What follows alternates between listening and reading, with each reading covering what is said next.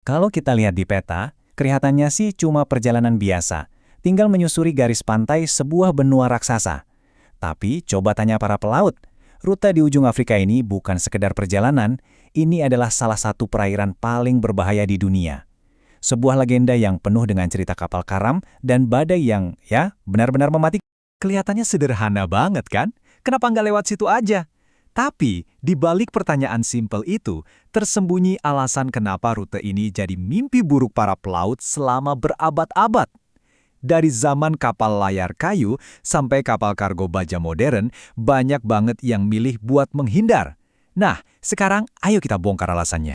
Nah, ini dia intinya. Ini bukan cuma soal perjalanan yang jauh. Ini adalah pertarungan habis-habisan melawan alam, di mana taruhannya itu nyawa. Coba bayangin, kamu ada di sana, dikepung badai yang mengamuk, ditarik arus yang nggak kelihatan, dengan perasaan konstan kalau lautan itu sendiri pengen menelan kapal kamu bulat-bulat. Oke, kita mulai dari titik yang paling ikonik di rute ini, Tanjung Harapan. Namanya sih kedengeran bagus ya, penuh harapan. Tapi nama itu menyembunyikan sejarah yang penuh badai dan, jujur aja, keputusasaan. Nama aslinya, itu jauh lebih jujur. Di tahun 1488, Bartolomeu Dias menamainya Tanjung Badai. Kenapa? Ya karena memang itu yang dia temukan di sana, badai super ganas yang hampir menghancurkan ekspedisinya. Tapi Raja Portugal waktu itu mikir, wah nama ini jelek banget buat marketing. Demi mempromosikan rute dagang baru ke India, namanya diubah jadi Tanjung Harapan. Sebuah rebranding yang jenius, tapi menutupi kenyataan brutal yang harus dihadapi para pelaut.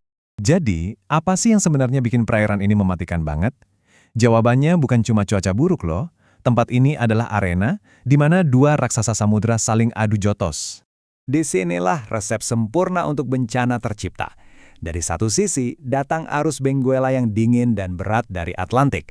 Dari sisi lain, datang arus Agulhas yang hangat, ringan, dan super cepat dari Samudra Hindia. Nah, air dengan suhu dan massa yang beda jauh ini nggak bisa akur. Mereka nggak nyampur baik-baik. Justru, mereka saling hantam dengan kekuatan dahsyat, menciptakan salah satu kondisi laut paling kacau di planet ini. Dan hasil dari tabrakan samudra itu? Fenomena paling menakutkan di lautan, rogue waves atau gelombang liar. Ini bukan ombak biasa yang bisa buat selancar. Para pelaut menggambarkannya sebagai dinding air vertikal yang muncul entah dari mana, bahkan saat cuaca lagi tenang. Coba bayangin, kamu lagi berlayar santai, tiba-tiba di depan kamu muncul tembok air setinggi gedung 10 lantai yang siap menghantam. Itu bukan film, itu kenyataan di sana. Dan seolah-olah semua itu belum cukup seram, ada fakta yang lebih mengejutkan lagi. Ternyata, Tanjung Harapan yang super terkenal itu bukanlah titik paling mematikan. Bahaya yang sesungguhnya justru bersembunyi sedikit lebih jauh ke timur. Nah, kenalan sama pembunuh yang sebenarnya, Tanjung Agulhas, titik paling selatan di benua Afrika. Bedanya, perairan di sini tuh dangkal. Ini bikin gelombang raksasa yang udah seram itu jadi makin curam dan makin kuat. Belum lagi di bawahnya ada terumbu karang dan gundukan pasir tersembunyi yang siap merobek lambung kapal manapun yang lengah. Makanya, para pelaut menjulukinya dengan sangat tepat, kuburan kapal. Ada lebih dari 150 bangkai kapal yang udah ditemukan di dasar lautnya. Semuanya jadi saksi bisu dari kargo berharga, emas, porselen, rempah-rempah yang akhirnya ditelan lautan. Setiap bangkai kapal di sana adalah monumen tragedi. Dan rintangan ini udah dimulai jauh sebelum mereka sampai di ujung selatan. Kapal-kapal yang datang dari arah Asia harus selamat dulu dari Tanjung Corrientes di Mozambik, yang dapat julukan monster pemakan kapal. Arusnya di sana luar biasa kuat, bisa narik kapal keluar jalur dan menghantamkannya ke pantai. Jadi ini beneran perjalanan dari satu bahaya ke bahaya berikutnya. Nah, menghadapi rute yang mematikan dan gak efisien ini, manusia akhirnya melakukan hal yang paling jago mereka lakukan, berinovasi. Mereka nggak mencoba menaklukkan lautan, tapi mereka membangun jalan pintas untuk melewatinya. Dan pada tahun 1899, sebuah keajaiban teknik pun dibuka, namanya Terusan Suez, yang menghubungkan Laut Mediterania dengan Laut Merah. Secara efektif, ini menciptakan jalan pintas raksasa antara Eropa dan Asia. Dan disinilah kita lihat dampaknya yang luar biasa. Terusan Suez ini memangkas jarak perjalanan hampir 9.000 kilometer. Itu artinya hemat bahan bakar berminggu-minggu, waktu kirim lebih cepat, dan yang paling penting, nggak perlu lagi main judi nyawa melewati zona kematian di sekitar Afrika. Ini benar-benar sebuah revolusi. Dampaknya terasa sampai hari ini loh. Coba bayangkan, sekitar 15% dari seluruh volume perdagangan laut di dunia, mulai dari barang elektronik sampai minyak mentah, semuanya bergantung pada jalur air buatan yang sempit ini. Setiap hari, puluhan kapal raksasa lebih memilih rute aman ini daripada harus mempertaruhkan nasib di lautan lepas. Tapi jangan salah, bahaya di sekitar Afrika itu bukan satu-satunya di dunia.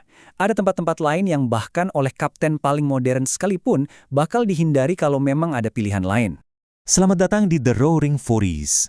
Di belahan bumi selatan, hampir nggak ada daratan besar yang menghalangi angin. Hasilnya, sebuah jalan tol super lurus untuk badai tanpa henti. Di sini angin bukan berbisik, tapi menjerit dengan kecepatan sampai 200 km per jam. Dan kalau Roaring Forties itu jalan tol, maka Selat Drake adalah persimpangan paling brutal di dunia.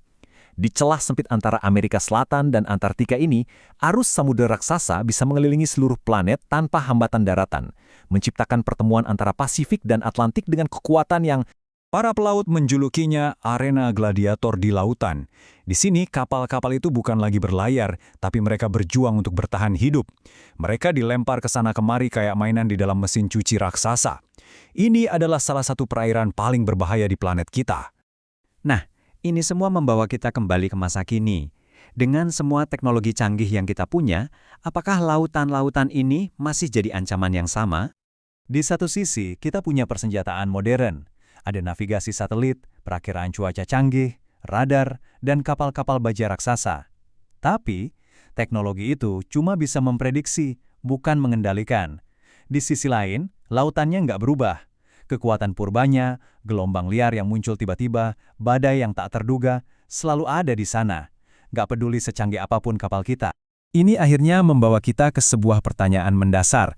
Dengan semua teknologi ini, apa kita benar-benar sudah menaklukkan lautan? Atau jangan-jangan kita cuma jadi lebih pintar dalam menghindar? Mungkin, rasa hormat terbesar pada kekuatan alam adalah dengan tahu kapan kita harus menyingkir.